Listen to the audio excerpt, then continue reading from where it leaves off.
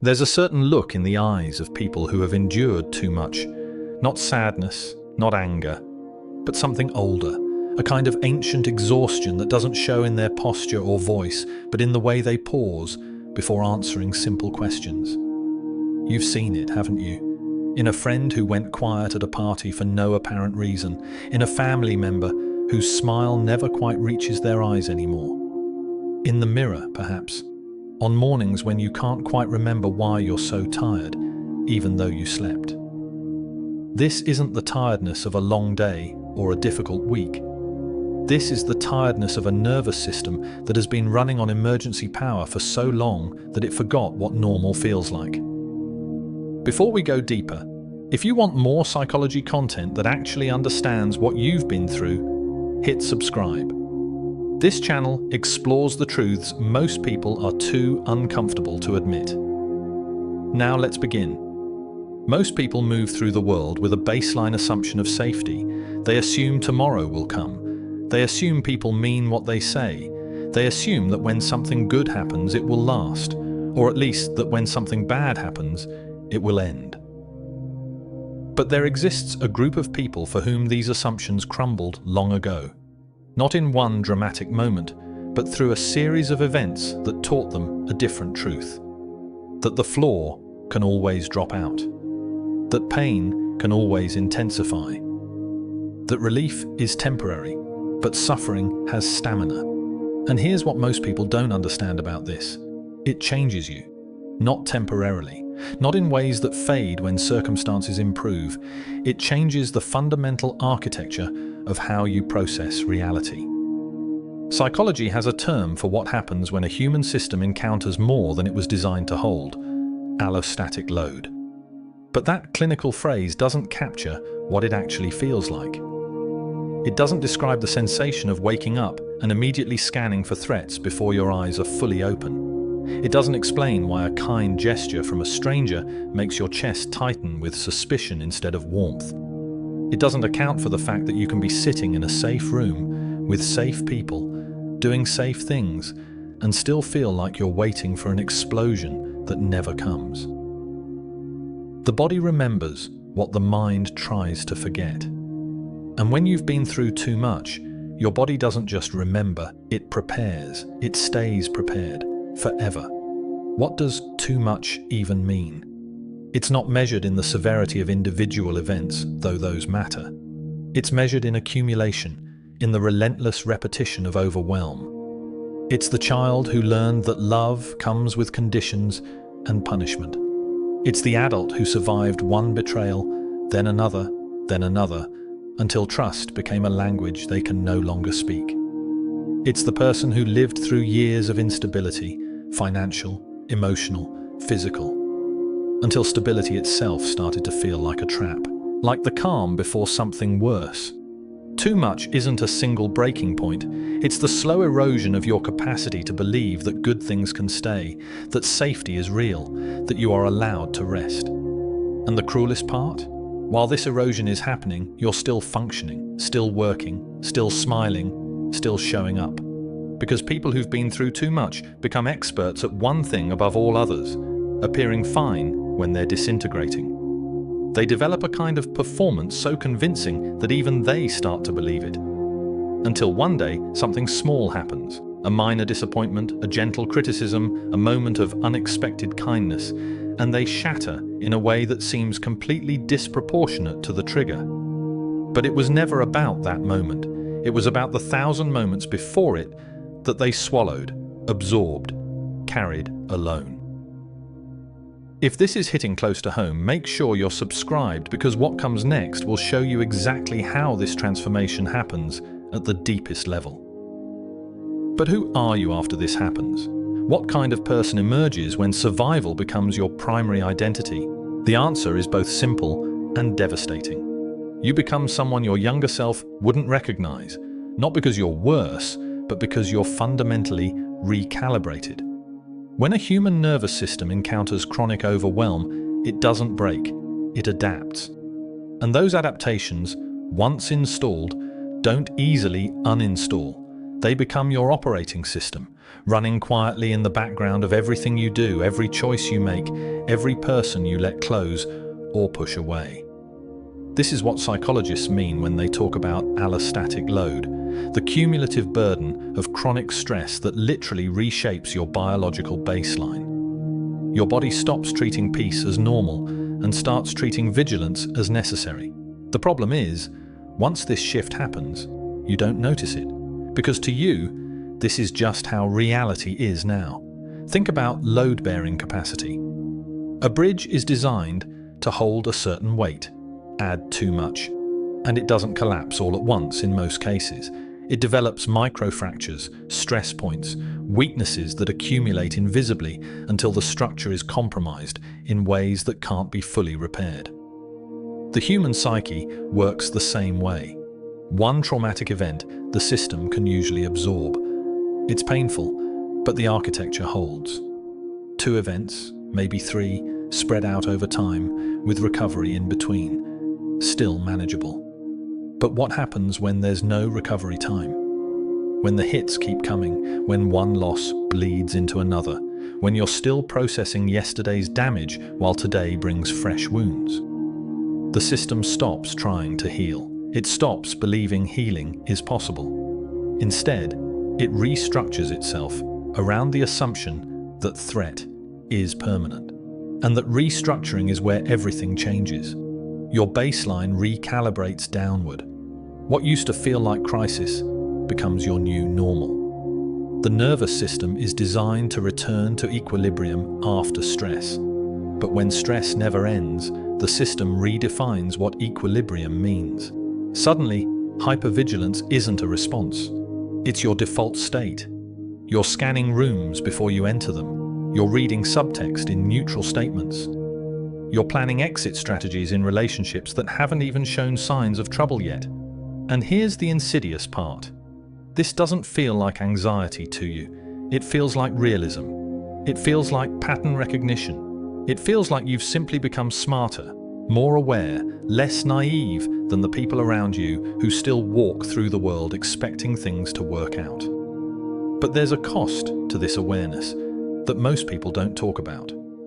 When your nervous system is locked in survival mode, it stops allocating resources to anything that isn't immediately necessary. Future planning becomes difficult because your brain can only focus on immediate threat assessment.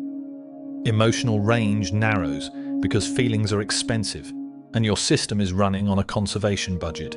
You might notice that you don't feel joy the way you used to, that moments that should be happy feel muted, distant, like you're watching them happen to someone else.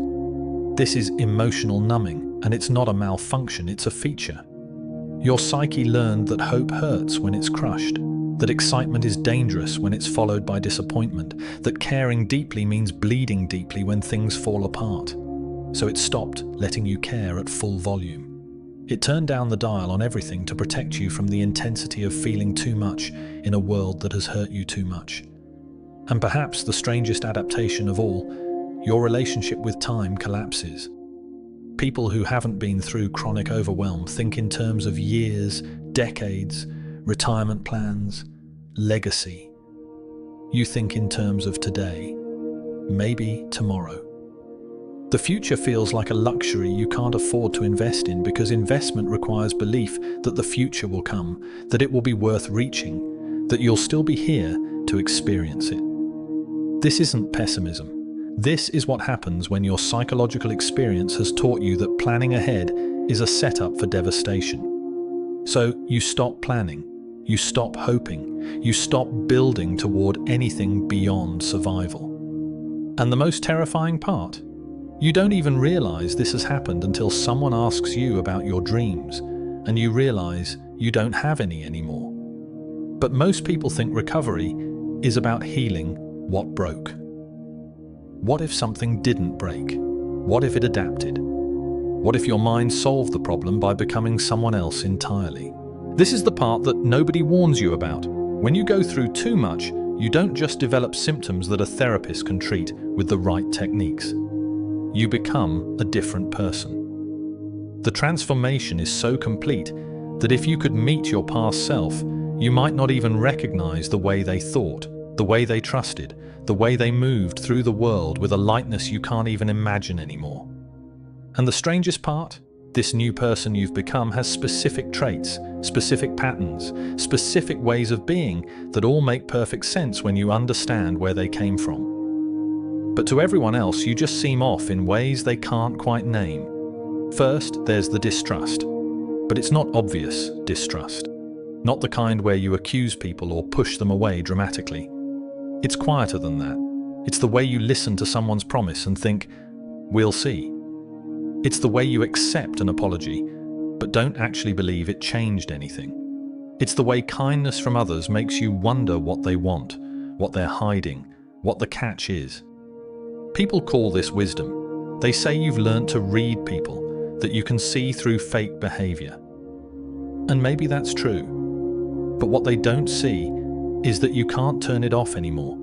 You can't meet someone new without scanning for red flags. You can't accept love without waiting for the moment it gets taken away. Your pattern recognition is so sharp that you see danger in places where there isn't any, and you can't tell the difference anymore between real threat and phantom threat because your system treats them exactly the same. Then there's the flatness. People who haven't been through too much have a range of emotions that moves up and down like music. They get excited, they get disappointed, they feel things fully, and then move on. But your emotional range has compressed. Everything lives in the middle now, in a grey zone where nothing feels too good or too bad because feeling too much of anything is dangerous. When something good happens, you can't celebrate because you're already bracing for when it ends. When something bad happens, you barely react, because of course it did. This is what life does. People mistake this for maturity. They think you're calm, balanced, wise, beyond your years. What they don't see is that you're not calm. You're numb. And numbness isn't peace. It's just the absence of feeling, and that absence is costing you more than you realize. Here's another strange thing. You're incredible in a crisis. When everything falls apart, when other people are panicking, you become the most focused person in the room. You know exactly what to do. You don't freeze, you don't cry, you move through chaos like it's your natural environment. And it is, because your nervous system only knows how to function at that level. But put you in a peaceful moment, a quiet Sunday morning, a calm conversation, a relationship with no drama, and you don't know what to do with yourself. You feel restless, uncomfortable, like something's wrong even though nothing is. Your body has become so used to emergency mode that safety actually feels dangerous. Peace feels like the moment before something terrible happens. So, you either create problems where there aren't any, or you sabotage the good things in your life, because at least then you're back in familiar territory. At least then you know what you're dealing with. And then there's the isolation. You've learned to do everything alone, not because you want to, but because depending on others has hurt you too many times. So you became self-sufficient to the point where asking for help feels like weakness, where needing someone feels like handing them a weapon they'll eventually use against you. People see your independence and admire it. What they don't see is that it's not really independence. It's terror of dependency dressed up as strength. You're not choosing to be alone, you're protecting yourself from the pain of being abandoned again. And the cruel irony is that this protection guarantees the very thing you're afraid of, because nobody can get close to someone who won't let them in. Notice how they move through the world, always scanning, always calculating, always 3 steps ahead. This isn't strategy, this is a nervous system that hijacked consciousness and won't give it back. But here's what nobody talks about when they discuss trauma and survival and becoming a different person. Here's the truth that gets left out of every recovery narrative, every therapy session, every well-meaning conversation about healing. The real damage isn't the pain you remember. It's not the events themselves, however terrible they were. The real devastation is in what disappears so gradually that you don't even notice it's gone, until years later when you realize you can't remember what it felt like to be any other way. These are the invisible losses, the capacities that erode one grain at a time until you look up and realize you've become someone who can't do basic things that other people take for granted. Take spontaneity. Most people can decide on a whim to try something new, go somewhere unexpected, say yes to an invitation without overthinking it. But when you've been through too much, every single action has to pass through a threat assessment system first. Your brain runs a full analysis before you can do anything. What could go wrong? Who might I encounter? What if I need to leave quickly? What if this costs more than I expected? What if I'm uncomfortable and can't escape? The mental energy required to do something simple becomes exhausting, so you stop doing things. You stick to what's safe, what's known, what's controllable. And slowly, without realizing it, your world shrinks down to the size of your fear. You tell yourself you're being careful, being smart, being realistic, but what you've actually lost is the ability to be surprised by life in a good way. You've traded possibility for predictability, and the cost is a life half-lived. Then there's your perception itself. When you've been lied to, manipulated, gaslit, or betrayed enough times, you stop trusting your own judgment. You second-guess everything. Someone says they love you, and instead of feeling it, you analyze it. Was their tone right? Did they hesitate? What do they really mean? You can't take anything at face value anymore because face value has hurt you before. But this constant analysis, this inability to trust what you see and hear and feel, it disconnects you from reality in a strange way. You're living one step removed from your own experience, always watching yourself from the outside, always questioning whether what's happening is really happening, or if you're missing something, misreading something, about to be blindsided again. Other people get to live in their moments. You're stuck in your head, running simulations, trying to stay ahead of the next betrayal. And you don't even realize how exhausting this is until you meet someone who just believes what people tell them, who takes things as they come. And you can't understand how they function that way, how they're not terrified all the time. Joy becomes impossible to access in its pure form. When something good happens, a promotion, a compliment, a moment of connection, your first response isn't happiness. It's suspicion. It's waiting for the other shoe to drop. It's the immediate thought, this won't last. Because in your experience, good things don't last. They're just the setup for the next disappointment. So you can't be fully present in positive moments because you're already bracing for their end.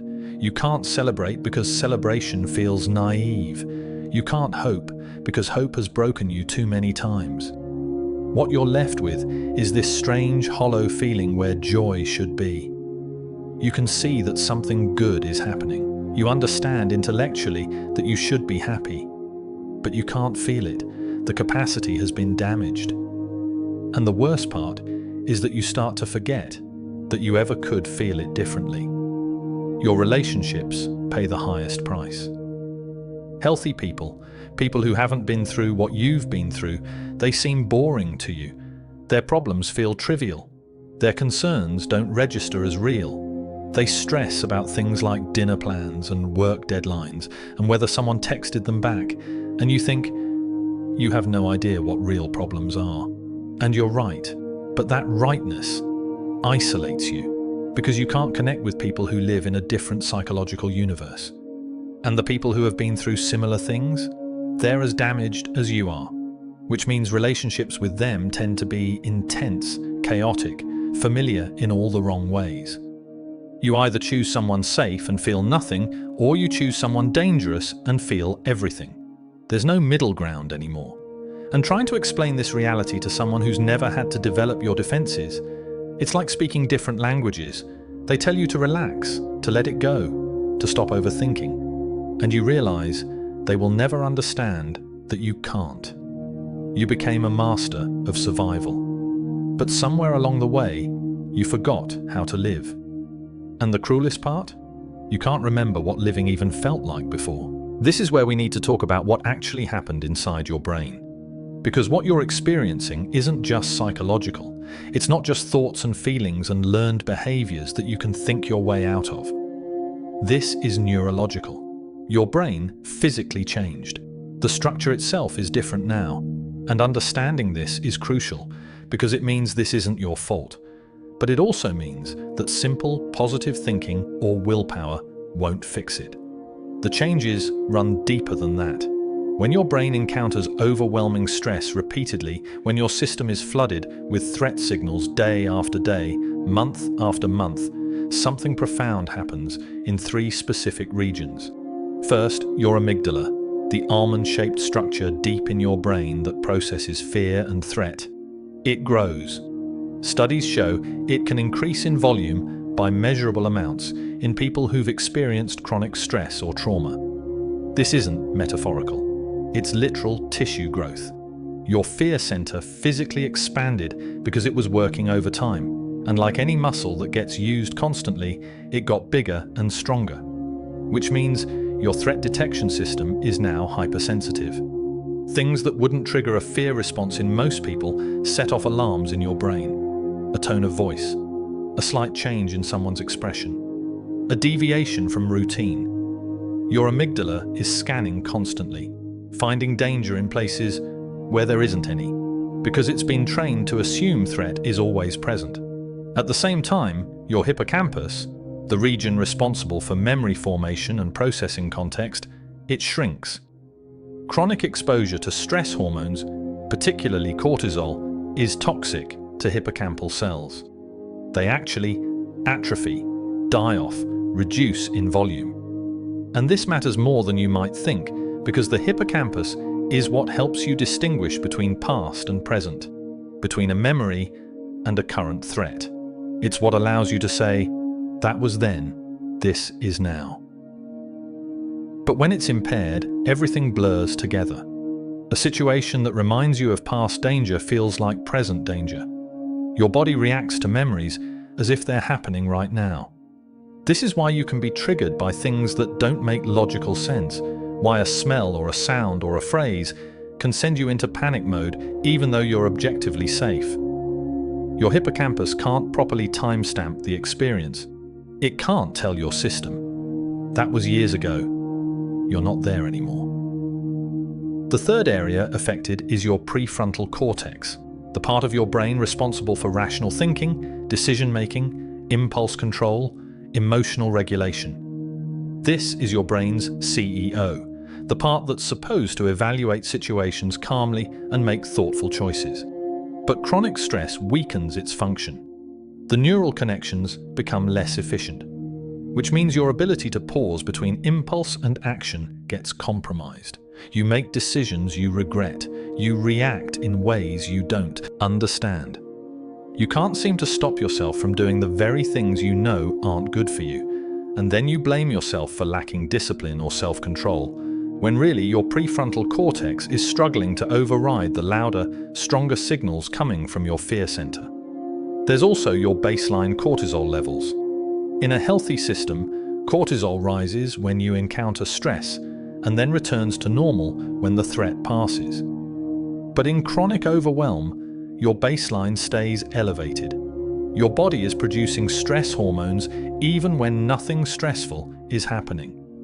This is why you feel anxious for no reason, why you can't relax, even in safe environments, why your body feels tense, and your heart beats faster, and your digestion is off, and you can't sleep properly. It's not in your head, it's in your bloodstream. Your endocrine system has been reprogrammed to treat stress as the default state. And perhaps most disturbing of all, these changes can alter your gene expression through a process called epigenetics. The way your genes function, what gets turned on and off, can be modified by your experiences. Trauma doesn't just affect you, it can affect how your cells operate, potentially even passing certain vulnerabilities to the next generation. Your suffering has been written into your biology at the deepest level. This isn't weakness.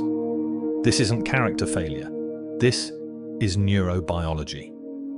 Your brain did exactly what it was designed to do.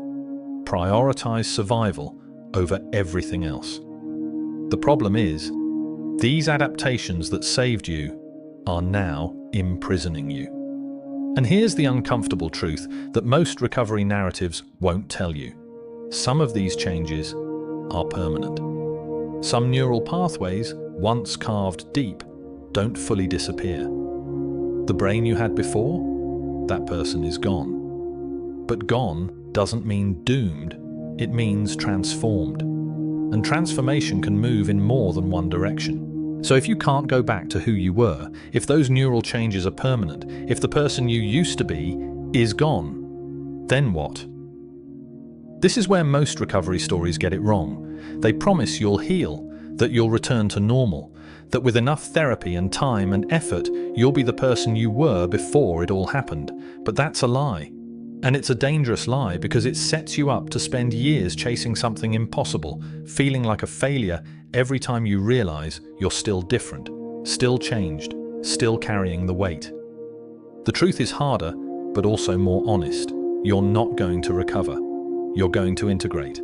And integration is something else entirely. Recovery implies return. Integration implies transformation.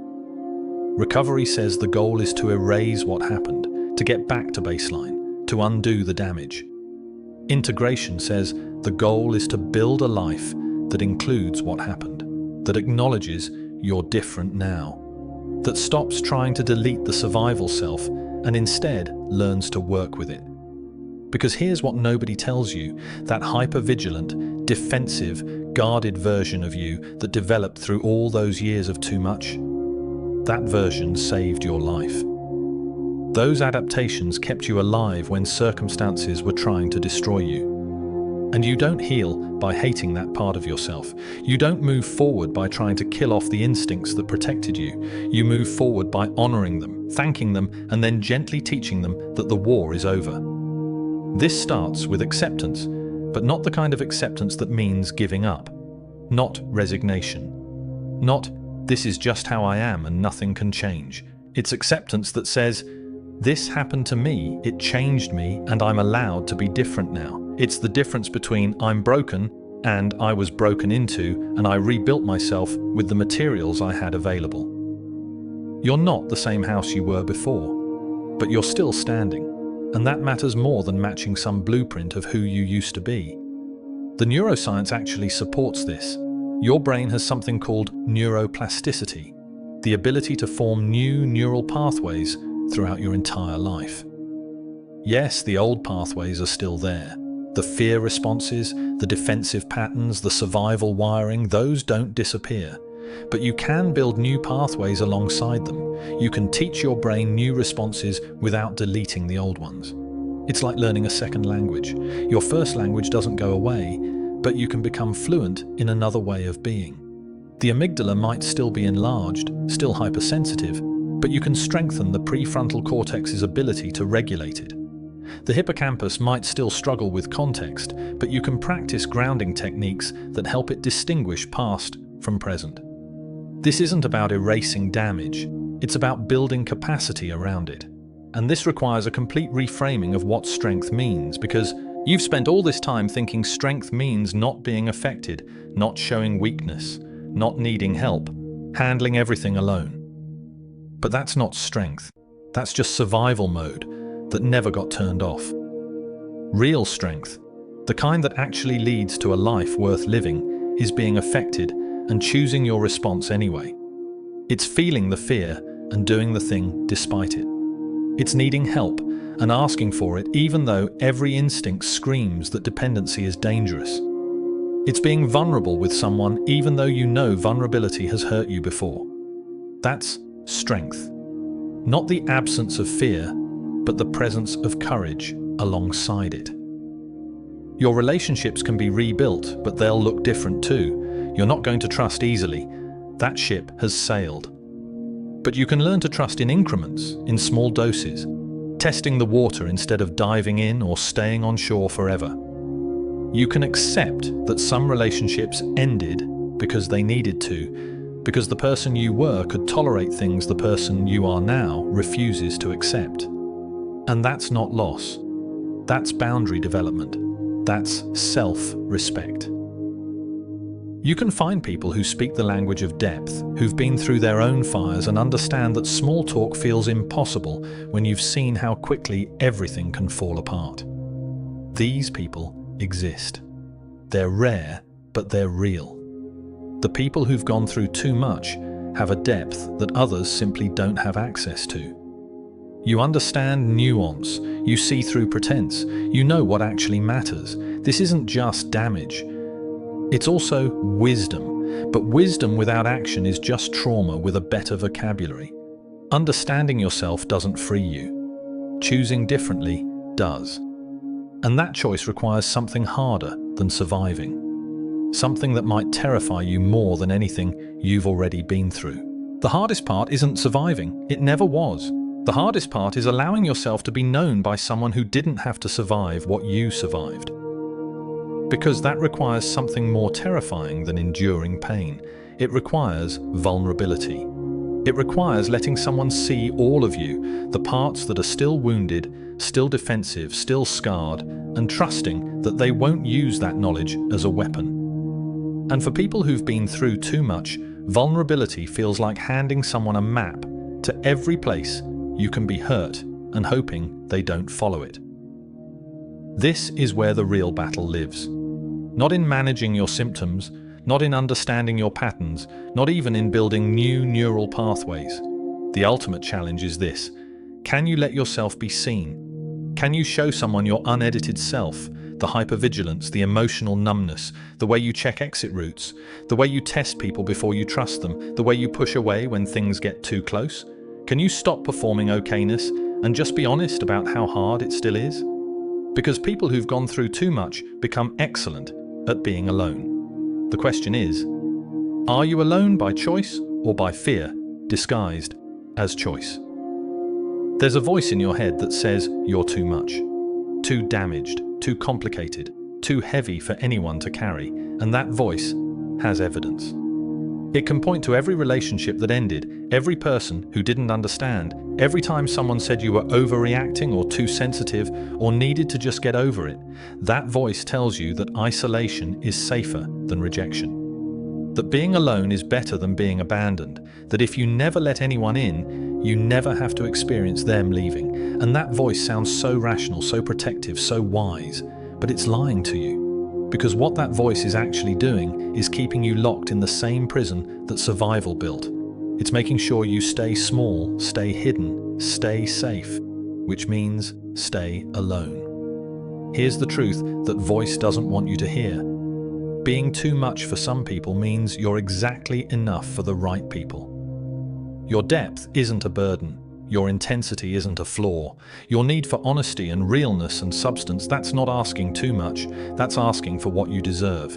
And yes, it will eliminate a lot of people. People who want surface-level connections will find you exhausting. People who've never had to develop your kind of awareness will think you're negative or paranoid. People who are still asleep will resent that you're awake. But those aren't your people. And losing them isn't loss. It's clarity. The people worth having in your life are the ones who can sit with your reality without trying to fix it, minimize it, or rush you through it. They're the ones who understand that you're not being difficult, you're being honest.